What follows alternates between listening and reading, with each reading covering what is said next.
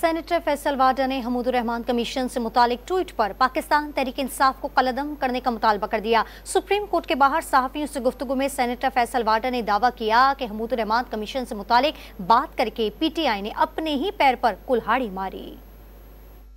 President set ہو گئے نا، ہر چیز قوم کو بتائیں گے، اچھا بھی بتائیں گے، برا بھی بتائیں گے۔ بہت سارے لوگ پریڈکشن کر رہے ہیں کہ باقی کیسز کا بھی یہی اشر ہونے جا رہا ہے۔ دیکھیے 75 سال سے پاکستان کی ہسٹری 6 کو 9 9 کو 6 رہی ہے، تو نتھنگ نیو۔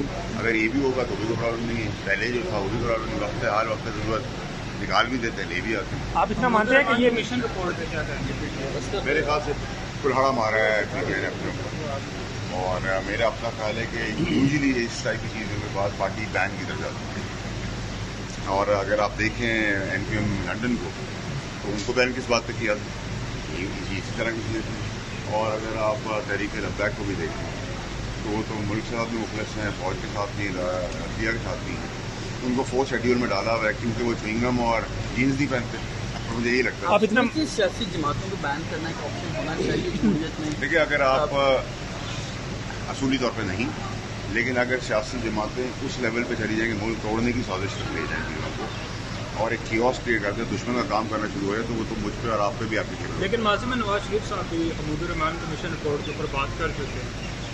میں نے کہا نا 6 اب 9 پھر 9 پھر 6 چلتا رہے گا۔